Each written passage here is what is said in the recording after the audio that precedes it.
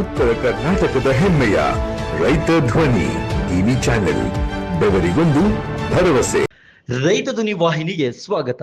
ವಿಜಯಪುರದಲ್ಲಿ ಸರ್ಕಾರದ ನಿರ್ಧಾರದ ವಿರುದ್ಧ ಬಿಜೆಪಿ ಪ್ರತಿಭಟನೆ. ಸರ್ಕಾರದ ನಿರ್ಧಾರದ ವಿರುದ್ಧ ಭಾರತೀಯ ಜನತಾ ಪಕ್ಷ ವಿಜಯಪುರದಲ್ಲಿ ಇಂದು ಪ್ರತಿಭಟನೆ ನಡೆಸಿತು. ಆಡಳಿತ ಪಕ್ಷದಿಂದ ಉತ್ತಮ ಆಡಳಿತ ಮತ್ತು ಹೊಣೆಗಾರಿಕೆ ನೀಡಬೇಕೆಂದು ಒತ್ತಾಯಿಸಿ ಪ್ರತಿಭಟನೆ ಆಯೋಜಿಸಲಾಗಿತ್ತು. ಬಿಜೆಪಿ ನಾಯಕರು ಜನಸಮೂಹವನ್ನು ಉದ್ದೇಶಿಸಿ ಭ್ರಷ್ಟಾಚಾರ, ಅಭಿವೃದ್ಧಿಯ ಕೊರತೆ ಮತ್ತು ಹೆಚ್ಚುತ್ತಿರುವ ನಿರುದ್ಯೋಗ ಕೊರತೆ, ಗ್ಯಾರಂಟಿ ಯೋಜನೆ ಮುಂತಾದ ವಿವಿಧ ವಿಷಯಗಳನ್ನು ಎತ್ತಿ ತೋರಿಸಿದ್ರು.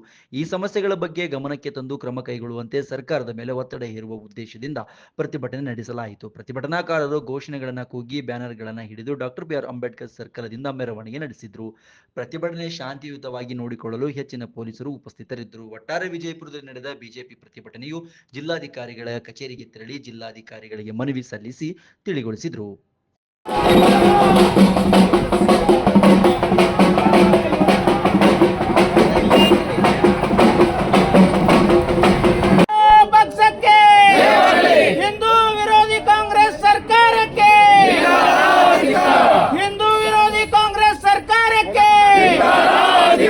ಮುಸ್ಲಿಂ ತುಷ್ಟೀಕರಣ ಮಾಡುತ್ತಿರುವ ಕಾಂಗ್ರೆಸ್ ಸರ್ಕಾರಕ್ಕೆ, ದಲಿತರ ಹಣ ದುರ್ಬಳಕೆ ಮಾಡುತ್ತಿರುವ ಕಾಂಗ್ರೆಸ್ ಸರ್ಕಾರಕ್ಕೆ, ಕಾಂಗ್ರೆಸ್ನವರು ಹನಿ ಟ್ರ್ಯಾಪ್ ನಂತಹ ಗೊಂದಲಗಳಲ್ಲಿ ಮುಳುಗಿಸುವಂತ ಕುಕೃತ್ಯವನ್ನ ಎಸಗುತ್ತಿದ್ದಾರೆ. ಯಾವ ಮಹಾನ್ ಸಾಧನೆಗಾಗಿ, ಯಾವ ಜನಹಿತಕ್ಕಾಗಿ ಈ ರೀತಿಯ ವಿಷಯಗಳನ್ನ ಸದನಕ್ಕೆ ತರ್ತಿದ್ದಾರೆ ಅಂತ ನಮ್ಗೆ ಗೊತ್ತಾಗ್ತಿಲ್ಲ. ಆದ್ರೆ ಒಂದ್ ಮಾತ್ರ ಸ್ಪಷ್ಟ, ಕಾಂಗ್ರೆಸ್ಸಿನ ಆಂತರಿಕ ಗೊಂದಲಗಳು.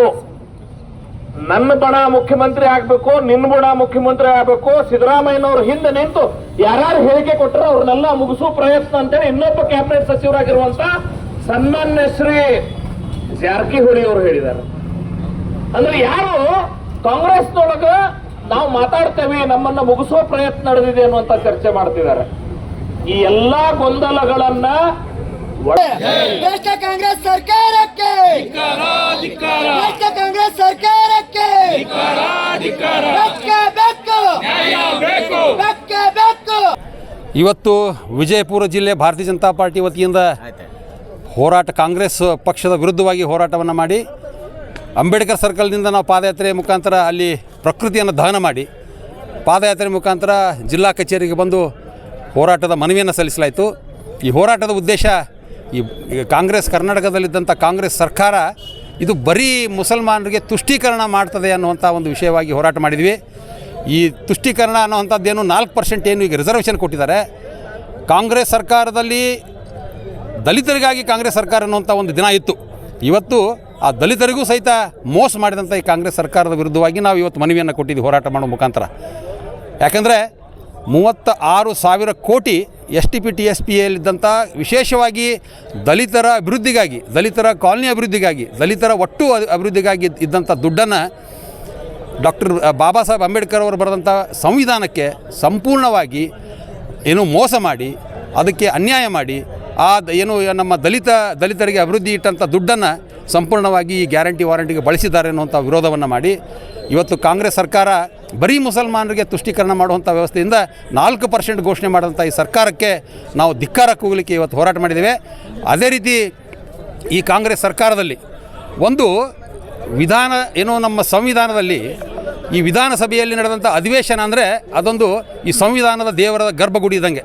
ಆ ಗರ್ಭಗುಡಿಯಲ್ಲಿ ಕೊನೆಯ ದಿನ ಅಧಿವೇಶನ ಮುಕ್ತಾಯವಾಗುವ ಕೊನೆಯ ದಿನದಲ್ಲಿ ಅಭಿವೃದ್ಧಿ ಬಗ್ಗೆ ಚಿಂತನೆ ಇಲ್ಲ, ಯಾವ ಕಾಂಟ್ರಾಕ್ಟರ್ಸ್ಗಳಿಗೂ ಕೊಡುವಂಥ ಬಿಲ್ ಪೇಮೆಂಟ್ಗಳ ಬಗ್ಗೆ ಚಿಂತೆ ಇಲ್ಲ. 80,000 ಕೋಟಿಗಿಂತ ಹೆಚ್ಚಿಗೆ ಬಿಲ್ ಕೊಡುವಂಥ ಪೆಂಡಿಂಗ್ ಉಳಿಸ್ಕೊಂಡು ಇವತ್ತು ಅಲ್ಲಿ ಯಾವುದೋ ಏನು ಹನಿ ಟ್ರ್ಯಾಪ್ ಬಗ್ಗೆ ವಿಷಯವಾಗಿ ಚರ್ಚೆ ಮಾಡ್ತಾರೆ. ಹನಿ ಟ್ರ್ಯಾಪ್ ಮಾಡುವಂಥ ಚರ್ಚೆ ಅಧಿವೇಶನದಲ್ಲಿ ಮಾಡುವಂಥದ್ದು ಅವಶ್ಯಕತೆ ಇತ್ತಾ, ಅಥವಾ ಅವರ ಒಂದು ಮುಖ್ಯಮಂತ್ರಿಗಳ ಸ್ಥಾನ ಪಲ್ಲಟವನ್ನು ಮಾಡಲಿಕ್ಕೆ ಹನಿ ಟ್ರ್ಯಾಪನ್ನು ಬಳಸ್ತಾ ಇದ್ದಾರೆ? ಎಷ್ಟು ದುರ್ಬಳಕೆ ಮಾಡ್ತಕ್ಕಂಥ ಕೆಲಸವನ್ನು ಈ ಕಾಂಗ್ರೆಸ್ ಸರ್ಕಾರ ಮಾಡ್ತಾ ಇದೆ. ಇದು ನೇರವಾಗಿ ಡಾಕ್ಟರ್ ಬಾಬಾ ಸಾಹೇಬ್ ಅಂಬೇಡ್ಕರ್ ಅವರಿಗೆ ಒಂದು ಅನ್ಯಾಯ ಮಾಡಿದಂಥದ್ದು, ಅವರಿಗೆ ಅಸಹ್ಯ ಮಾಡಿದಂಥದ್ದು ವ್ಯವಸ್ಥೆ ಕಾಂಗ್ರೆಸ್ ಸರ್ಕಾರ ನಡೆದುಕೊಳ್ತಾ ಇದೆ ಅನ್ನುವಂಥದ್ದನ್ನು ನಾನು ಹೇಳ್ತೇನೆ. ವಿಜಯಕುಮಾರ್ ಕುಡಿಗನೂರು ಅಂತ, ಈ ಭಾರತೀಯ ಜನತಾ ಪಕ್ಷದ ವ್ಯಾಪಾರ ವಾಣಿಜ್ಯ ಪ್ರಕೋಷ್ಠದ ರಾಜ್ಯ ಸಂಚಾಲಕ. ಜಾರಕಿಹೊಳಿ ಅವರನ್ನ ಇಟ್ಕೊಂಡು ಸನ್ಮಾನ್ಯ DK ಶಿವಕುಮಾರ್ ಅವರು ರಾತ್ರೋರಾತ್ರಿ ಮುಖ್ಯಮಂತ್ರಿ ಆಗಬೇಕು ಅಂತ ಹೇಳಿ ಇಡೀ ರಾಜ್ಯದ ರಾಜಕಾರಣವನ್ನ ಹಾಳುಗೆಡುವಂತ ಕೆಲಸ ಮಾಡ್ತಿದ್ದಾರೆ. ನಿಮ್ಮೆಲ್ಲರಿಗೂ ಗಮನಕ್ಕೆ ಬಂದಿದೆ ಅಂತ ಭಾವಿಸ್ತೇನೆ. ಯಾವ ರೀತಿ ನಡೆಯಿತು, ಯಾವ ಪುರುಷಾರ್ಥವನ್ನ ಇವರು ಸದನವನ್ನು ನಡೆಸುವ ಮೂಲಕ ಸಾಧಿಸಿದ್ರು ಅಂತ ನನಗೆ ಇವತ್ತವರೆಗೂ ಗೊತ್ತಾಗ್ಲಿಲ್ಲ. ಏನು ಇಡೀ ಸದನದಲ್ಲಿ ಸನ್ಮಾನ್ಯ ಸಿದ್ದರಾಮಯ್ಯನವರೇ, ನೀವು ಸಾಧಿಸಿದ್ದೇನು? ಬಜೆಟ್ ಮಂಡನೆ ಮಾಡುವ ಮೂಲಕ ಬಜೆಟ್ ಯಾರಿಗಾಗಿ ಮಂಡನೆ ಮಾಡಿದ್ರಿ ಅನ್ನುವಂತ ಭಾವನೆ ನಿರ್ಮಾಣ ಮಾಡಿದ್ರೆ, ಬಜೆಟ್ ಇದು ರಾಜ್ಯದ ಜನತೆಗಾಗಿ ಅಲ್ಲ, ಕಾಂಗ್ರೆಸ್ಸಿನ ಮತ ಬ್ಯಾಂಕ್ ಅನ್ನ ಗಟ್ಟಿಗೊಳಿಸೋ ದೃಷ್ಟಿಯಿಂದ, ಅಲ್ಪಸಂಖ್ಯಾತರ ದೃಷ್ಟಿಕರಣ ದೃಷ್ಟಿಯಿಂದ ಇಡೀ ರಾಜ್ಯದ ಜನಸಾಮಾನ್ಯರು ಕೂಡ ಇದೊಂದು ಹಲಾಲ್ ಬಜೆಟ್ ಅನ್ನುವಂತ ಕರೆಯುವ ಮಟ್ಟಿಗೆ ಅಲ್ಪಸಂಖ್ಯಾತರ ತುಷ್ಟೀಕರಣದ ಬಜೆಟ್ ಮಂಡನೆ ಮಾಡಿದ್ರಿ. ಇಡೀ ರಾಜ್ಯದ ಜನತೆ ಬೇಡಿಕೆಗಳನ್ನ, ಕನಿಷ್ಠ ಪಕ್ಷ ಹೋಗ್ಲಿ, ರಾಜ್ಯದ ಜನತೆ ಬೇಡಿಕೆ ಅಲ್ಲ, ಕಾಂಗ್ರೆಸ್ ಪಕ್ಷದ ಶಾಸಕರ ಬೇಡಿಕೆಗಳನ್ನು ಕೂಡ ಈ ಬಜೆಟ್ ನಲ್ಲಿ ಅವರು ಕೊಡ್ಲಿಕ್ಕಾಗಿಲ್ಲ. ನೀವು ಯಾವುದೇ ಕಾಂಗ್ರೆಸ್ಸಿನ ಶಾಸಕರನ್ನು ಹೋಗಿ ನೀವು ಒಂದ್ಸಲ ಮುಟ್ಟಿ ನೋಡಿ, ಸರ್ ನಿಮ್ಮ ಕ್ಷೇತ್ರಕ್ಕೆ ನೀವು ಏನ್ ತಂದಿರಿ ಅಂತ ಒಂದೇ ಪ್ರಶ್ನೆ ಮಾಡ್ರಿ. ನಾನು ಭಾರಿ ಕಷ್ಟ ಅನ್ಸಿದ್ದೇನು ಅಂತ ಹೇಳಿದ್ರೆ, ಯಾವುದೇ ಕಾಂಗ್ರೆಸ್ಸಿನ ಶಾಸಕರಿಗೆ ಶಾಸಕಾಂಗ ಪಕ್ಷದಲ್ಲೂ ಧ್ವನಿ ಇರದೇ ಇರುವ ಹಾಗೆ, ಸದನದಲ್ಲೂ ಧ್ವನಿ ಇರದೇ ಇರುವ ಹಾಗೆ, ಬೆಳಗಾವಿಯ ಸದನದ ಸಂದರ್ಭದಲ್ಲಿ ಕೊನೆಯ 4 ದಿನ ಯಾವುದಕ್ಕೆ ಹಾಳು ಮಾಡಿದ್ರು? ಅನಗತ್ಯ ವಿವಾದಗಳಿಗಾಗಿ ಹಾಳು ಮಾಡಿದ್ರು. ಈ ಸದನಲ್ಲೂ ಕೂಡ ಬಜೆಟ್ ನಿಂದ ಜನರ ಗಮನವನ್ನ ನಾವು ಹಲವಾರು ಬಜೆಟ್ ಕೊಟ್ಟಿದ್ದೀವಿ ಅಂತ ಜನಸಾಮಾನ್ಯರು ಅರ್ಥ ಮಾಡ್ಕೊಂಡಿದ್ದಾರೆ.